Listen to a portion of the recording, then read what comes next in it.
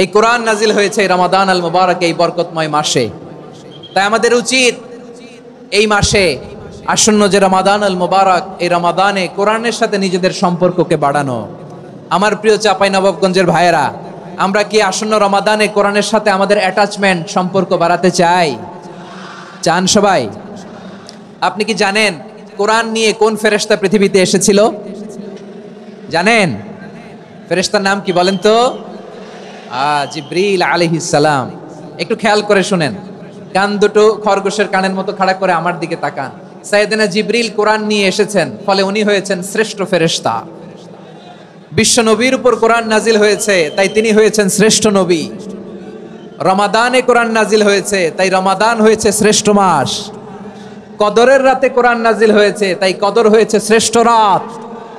আমরাও যদি কোরআনের সাথে সম্পর্ক বাড়াই, আমাদের মর্যাদাও এরকম, আমাদেরকেও শ্রেষ্ঠ মানুষ বানায় দিবে কে? এজন্য কোরআনের সাথে সম্পর্ক বাড়াইতে রাজি আছেন তো? যারাই কোরআনের সাথে সম্পর্ক বাড়ায়, এদের মর্যাদা বাড়ায় দেয় কে? দেখবেন আমাদের হাফেজে কোরআন, তারা ইন্টারন্যাশনাল কোরআন কম্পিটিশনে যে গোটা বিশ্বকে পেছনে ফেলে প্রথম পুরস্কার নিয়ে আসে।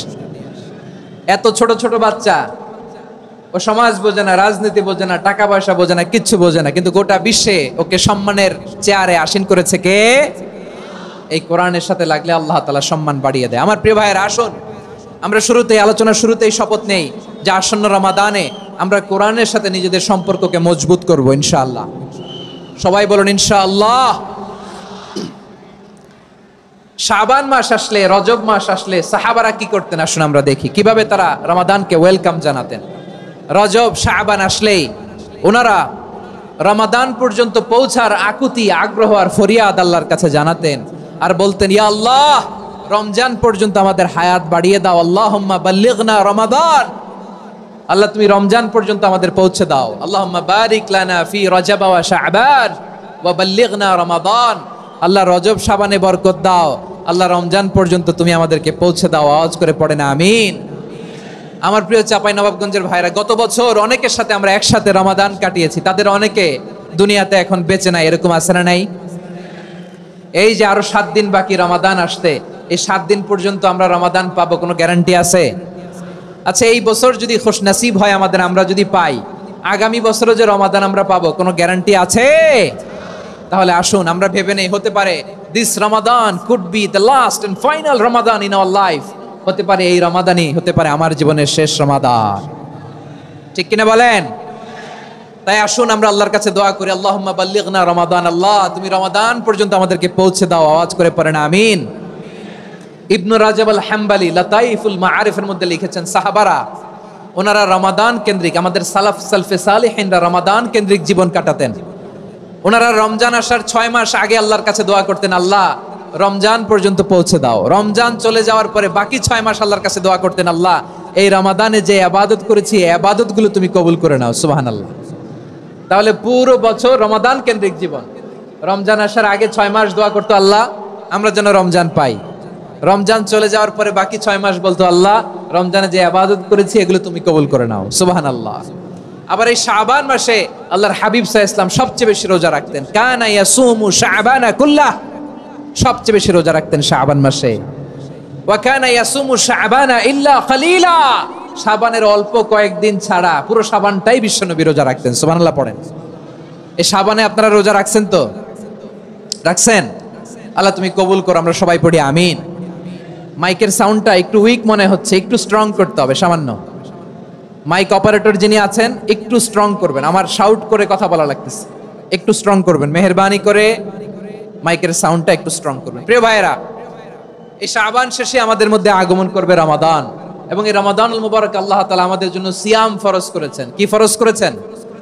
তিনি সূরাতুল বাকারার 183 নম্বর আয়াতে ইরশাদ করছেন, রাব্বুল আলামিন বলেন, ইয়া আইয়ুহাল্লাযীনা আমানু কুতিবা আলাইকুমুস সিয়ামু কামা কুতিবা আলাল্লাযীনা মিন ক্বাবলিকুম লাআল্লাকুম তাত্তাকুন। আল্লাহ বলেন, ও বিশ্বাসীরা শোনো শোনো, তোমাদের জন্য সিয়ামকে ফরজ করা হয়েছে, ঠিক যেমন ভাবে তোমাদের পূর্ববর্তী উম্মতদের উপরও সিয়ামকে ফরজ করা হয়েছিল। লাআল্লাকুম তাত্তাকুন, যাতে করে তোমরা সবাই মুত্তাকি হতে পারো। সুবহানাল্লাহ বলেন। যাতে করে তোমরা আল্লাহ সচেতন হতে পারো। তাহলে সিয়ামকে, এই সামনে যে রমাদান আসতেছে আমার প্রিয় ভাইয়েরা, এই পুরো রমাদান ব্যাপী সিয়াম সাধন করা, সিয়াম পালন করাকে আমাদের জন্য ফরজ করে দিয়েছে কে? রমাদানের রোজা রাখার নফল নাকি? রমাদানে সিয়াম পালন করা কি নফল? সুন্নাত? তাহলে কি ফরজ? আওয়াজ করে বলেন, রমাদানের রোজা রাখা কি ফরজ? এটা শুধু আমাদের উপরই ফরজ না, আমাদের আগে যত জাতিগোষ্ঠী এই পৃথিবীতে এসছে সবার উপরে সিয়াম পালনকে ফরজ করেছে কে? সবার উপরে আল্লাহ তাআলা সিয়াম পালনকে ফরজ করেছিলেন। তবে ধরনটা ভিন্ন ছিল, এক এক জাতিগোষ্ঠীর জন্য এক এক ধরনের ছিল। আমাদের জন্য সিয়াম ফরজ টানা 1 মাস 30 দিন বা 29 দিন।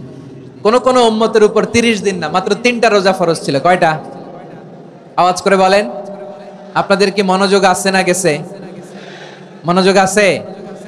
তাকবীর পড়েন তো, লিল্লাহে তাকবীর। আমাদের 1 মাস সিয়াম ফরজ। পূর্ববর্তী অনেক উম্মতের উপর 1 মাস ছিল না, 3টা ফরজ ছিল। কয়টা? প্রতি মাসের 13, 14, 15 ফরজ ছিল তাদের জন্য। কারো জন্য শুধু একটা, আশুরার রোজা। কোন কোন উম্মতের জন্য 10টা। কোন কোন উম্মতের জন্য রোজা ফরজ ছিল মৌনতার রোজা, আরবিতে বলে সওমুল ইনসাত, মানে সারাদিন খেতে পারবে, পান করতে পারবে, স্ত্রীর সাথে মেলামেশা করতে পারবে, কিন্তু কথা বলতে পারবে না। কথা বললেই তাদের রোজা ভেঙে যেতে। পড়েন সুবহানাল্লাহ। কি অদ্ভুত ব্যাপার! মৌন সম্মতির রোজা। যেমনটি সাইয়্যিদাতুনা মারিয়াম আলাইহিস সালাম বলেছেন, ইন্নী নাযারতু লির-রাহমানি সাওমা ফালান উকাল্লিমাল ইয়াওমা ইনসিয়া। তিনি বলেছেন, আজকে আমি রহমানের জন্য, মানে আল্লাহর জন্য রোজা মানত করেছি, আজকে আমি কারোর সাথে কথা বলতে পারবো না।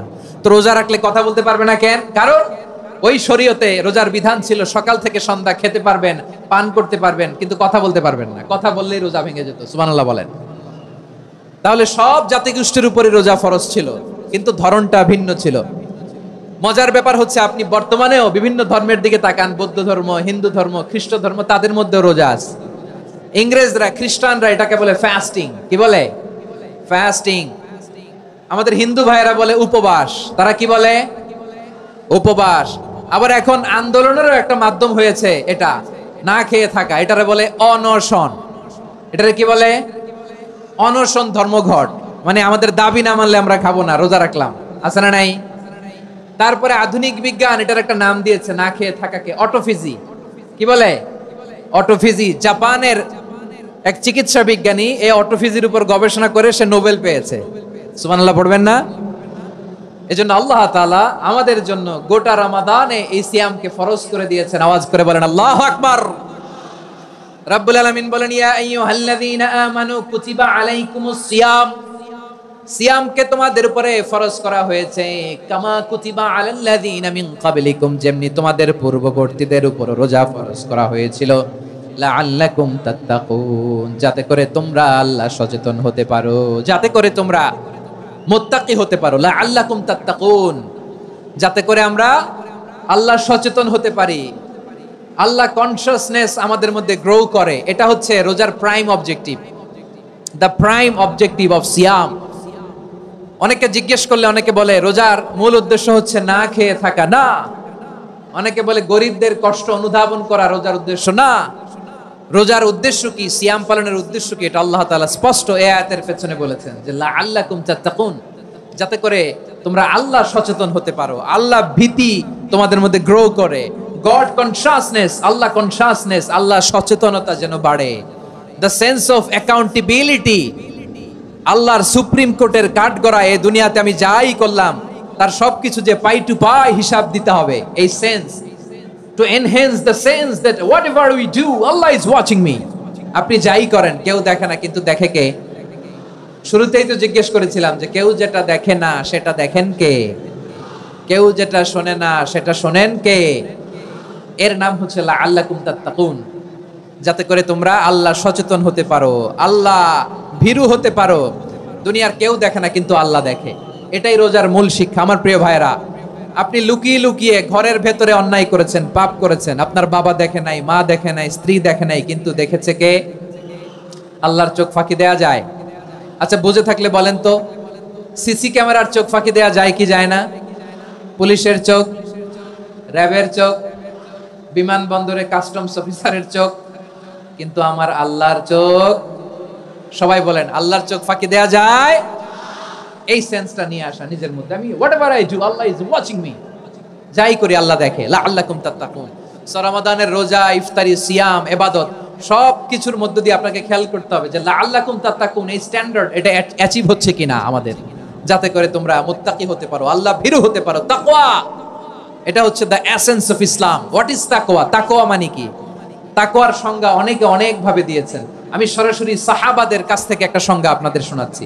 ওমরে ফারুক রাদিয়াল্লাহু তাআলা আনহু উবাই ইবনে কাব রাদিয়াল্লাহু তাআলা আনহুকে জিজ্ঞেস করেছিলেন, ইয়া উবাই মা হুয়া তাকওয়া, হে উবাই তাকওয়া কি? তাকওয়া কাকে বলে? উবাই ইবনে কাব তিনি প্রশ্নের উত্তর না দিয়ে উনিও আবার প্রশ্ন ছুড়লেন। তিনি বললেন, ইয়া আমিরুল মুমিনিন আমা সালাকতা তরিকান যা শাউক, আপনি কি কাঁটাযুক্ত রাস্তা দিয়ে মরুভূমিতে কখনো হেঁটেছেন? যে রাস্তার চারদিকে ক্যাকটাস, গুলমলতার কাঁটা, হেঁটেছেন? ওমরে ফারুক বললেন, নাম হেঁটেছি। বালা, হেঁটেছি। কাইফা আমিলতা, কিভাবে হেঁটেছেন? ওমরে ফারুক বললেন, শাম্মারতু ওয়াজতাহাতু, আমি আমার জামা, জুব্বা আর চাদর আটোসাটো করে গায়ের সাথে এমন ভাবে মিলিয়ে রেখেছি, এমন সাবধানে হেঁটেছি যাতে করে মরুভূমির ক্যাকটাসের গুলমলতার কাঁটা আমার গায়ে বিঁধে না যায়। উবাই ইবনে কাব বললেন, ফাযালিকা হুয়া তাকওয়া, আরে তাহলে আপনি তো ঠিকই জানেন তাকওয়া মানে কি, এটাই তো তাকওয়া। ওই রাস্তা দিয়ে যেভাবে হেঁটেছেন পুরো দুনিয়ার জিন্দেগিটা এইভাবে সাবধানে চলার নামই হচ্ছে তাকওয়া। চিল্লায় বলো ঠিক কিনা?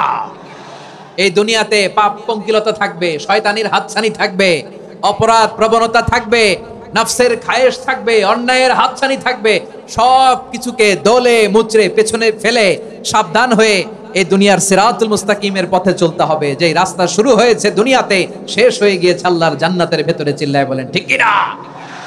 আমার প্রিয় চাঁপাইনবাবগঞ্জের ভাইরা, এটার নামই তাকওয়া। উবাই ইবনে কাব বললেন, ও আমিরুল মুমিনিন, ওই কাঁটাযুক্ত গুলমলতার রাস্তার মধ্যে ঠিক যেমনি সাবধান হয়ে আপনি হেঁটেছেন, এই দুনিয়ার বুকে ওই সাবধান হয়ে চলার নাম হলো তাকওয়া। সুবহানাল্লাহ। তাহলে তাকওয়া কারে বলে?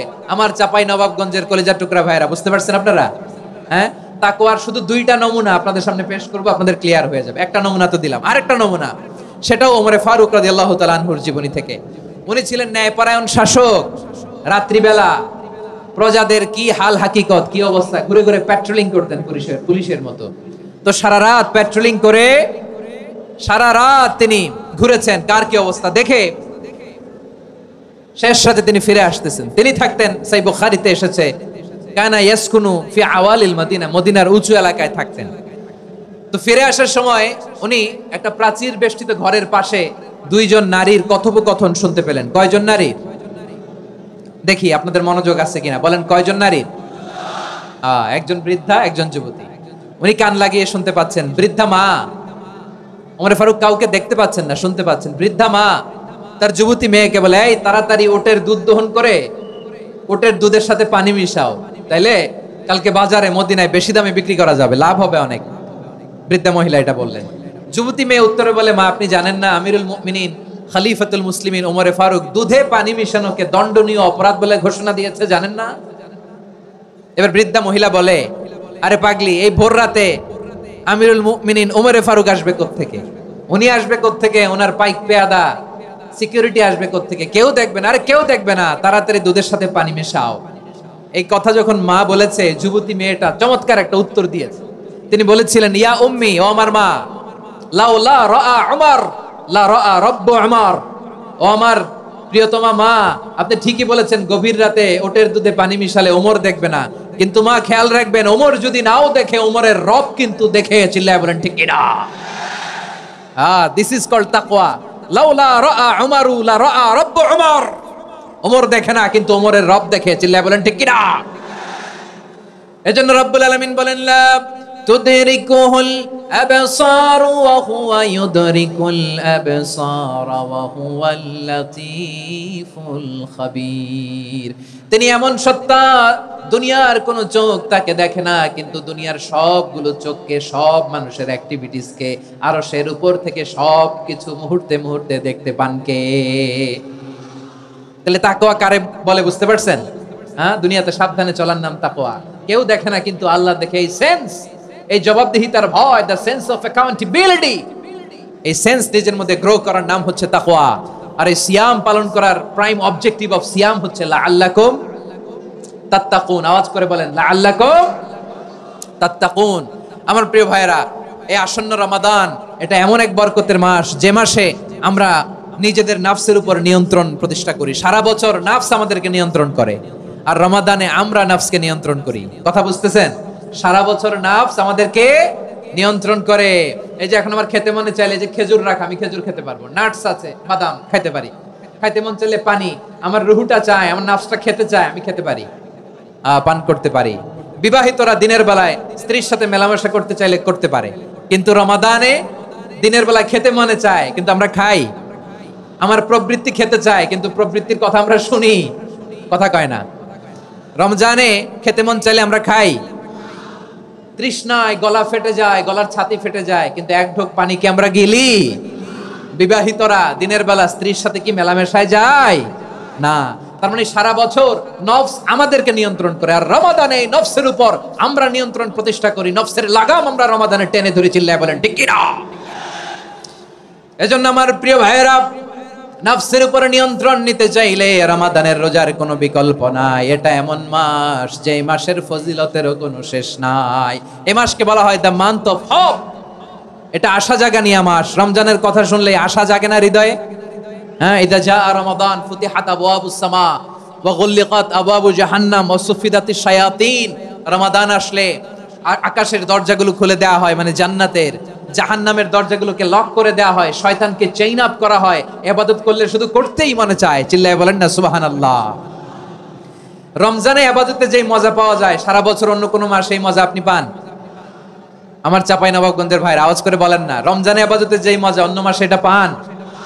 কারণ রমজানে ইবাদত করলে সওয়াবও বেশি, ইবাদতের একটা পরিবেশ থাকে, ঠিক কিনা বলেন? অন্য মাসে ইবাদত করলে এর সওয়াব পাওয়া যায় গাণিতিক হারে, রমজানে ইবাদত করলে সওয়াব বাড়তে থাকে জ্যামিতিক হারে। সুবহানাল্লাহ কইবেন না?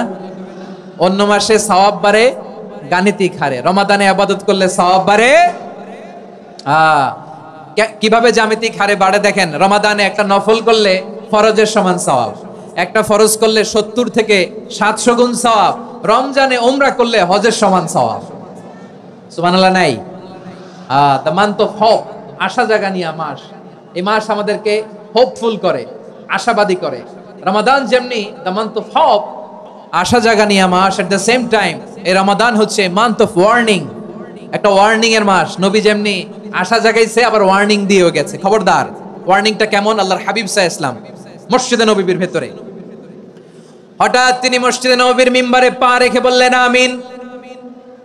দ্বিতীয় ধাপে পা রেখে বললেন আমিন, তৃতীয় ধাপে পা রেখে বললেন আমিন। সাহাবারা অবাক হয়ে বললেন ইয়া রাসূলুল্লাহ, ইয়া হাবিবাল্লাহ, তিনবার শুধু আমিন আমিন পড়লেন, কেন পড়লেন আমরা কিছু জানি না, আমাদেরকে জানিয়ে দেন কেন আপনি তিনবার আমিন বললেন? রাহমাতাল লিল আলামিন আল্লাহর হাবিব বললেন, ও আমার প্রাণের সাহাবীরা, আমি যখন মসজিদে নববীর মিম্বারের প্রথম ধাপে পা রেখেছি, সাইয়েদনা জিবরিল এসে আমাকে বলেছে, ও নবী, আপনার নাম শুনে যে ব্যক্তি আপনার উপর দুরূদ পড়ে না তার ধ্বংস। আপনি বলেন আমিন। আমি বলেছি আমিন। দ্বিতীয় ধাপে পা রাখার পর সাইয়েদনা জিবরিল বললেন, ইয়া রাসূলুল্লাহ, মাতা পিতাকে বার্ধক্য অবস্থায় পেয়ে তাদের সেবা করে, তাদের সাথে সদাচরণ করে যে সন্তান জান্নাত কামাতে পারলো না, তার জন্য ধ্বংস। আপনি বলেন আমিন। আমি বলেছি আমিন। আবার মিম্বারের তৃতীয় ধাপে ঠিক যখনই আমি পা রাখলাম, সাইয়েদনা জিবরাইল বললেন, নবী, রমজান মাস পাওয়ার পরে এই মাসে ইবাদত করে যে ব্যক্তি নিজের গুনাহ মাফ করাতে পারলো না, তার জন্য ধ্বংস। আপনি আওয়াজ করে পড়েন আমিন। কত বড় ধমক, কত বড় ওয়ার্নিং দেখছেন। যে রমাদান পেয়েছে কিন্তু রমাদানের ইবাদত করার মধ্য দিয়ে সে নিজেকে জাহান্নাম থেকে মুক্ত বানাতে পারলো না, তার উপর আল্লাহ লানত, তার জন্য ধ্বংস। সাইয়েদনা জিবরাইল বলেছেন আমিন, স্বয়ং বিশ্বনবীও বলেছেন আমিন। আওয়াজ করে পড়েন নাউযু বিল্লাহ। তাহলে রমজান আসবে আর আমরা নিজেদেরকে জাহান্নামীদের লিস্ট থেকে নাম কাটিয়ে জান্নাতীদের লিস্টে উঠাতে পারবো না। এর চেয়ে বড় হতভাগা কি আর কেউ থাকতে পারে? আওয়াজ করে বলেন। তাহলে রমাদানের এই রহমত, বরকত, মাগফিরাত, ফজিলত আমাদের কামাই করার দরকার আছে না নাই? আর মাত্র 7 দিন বাকি। আর মাত্র কয় দিন? এগুলো নিয়ে আমাদের কোনো আগ্রহ নাই। তোমাকেই খুঁজছে বাংলাদেশ, ক্লোজ আপ ওয়ান, আর মাত্র 7 দিন বাকি। টেলিভিশনে বিজ্ঞাপন আছে না নাই? রেফেল ড্র হবে লটারির, আর মাত্র 5 দিন আছে না নাই? কিন্তু এমন এক বরকতময় মাস আসতেছে, আর মাত্র 7 দিন বাকি। আমাদের কোনো সেন্সই নাই, আমাদের মধ্যে কোনো অনুভূতি কাজ করে না। হায় রে দুর্ভাগা মুসলমান। আমার প্রিয় ভাইরা, আপনি পৃথিবীতে যত ইবাদত করেন সব ইবাদতের সওয়াব নির্ধারিত, এটা পাবেন বা ওইটা পাবেন, এই সওয়াব জান্নাতে, এই বাড়ি ওই বাড়ি। শুধু সিয়ামের সওয়াবটা অনির্ধারিত।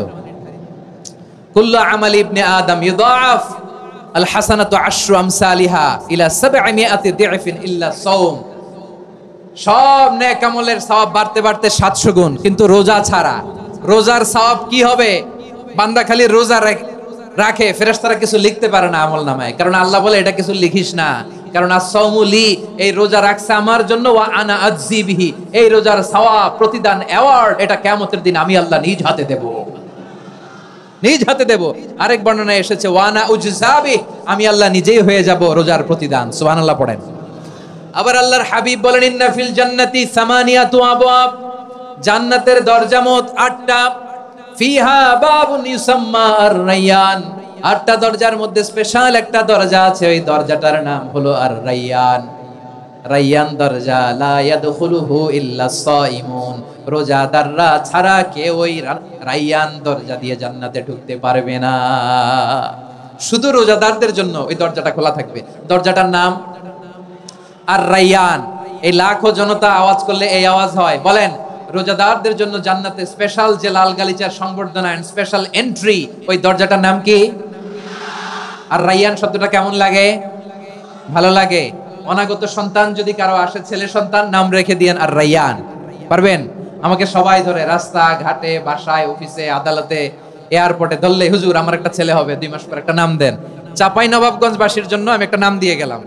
সামনের 2-3 মাসে, 4 মাসে, 6 মাসে যাদের ছেলে সন্তান হতে পারে বলে মনে করেন, যদি পছন্দ হয় নামটা, নাম রেখে দিয়েন রায়্যান। কি নাম? লা ইয়াদখুলুহু ইল্লা সাইমুন, রোজাদাররা ছাড়া কেউ ঢুকতে পারবে না। মান দাখালাহু লাম ইয়াজমা আবাদা, একবার যে এই গেট দিয়ে ঢুকবে, he will never be thirsty again, তার গলা থেকে চিরকালের জন্য আল্লাহ তৃষ্ণা মিটায়া দিবে। আমরা এই রায়্যান দরজা দিয়ে সেদিন জান্নাতে ঢুকতে চাই কি চাই না?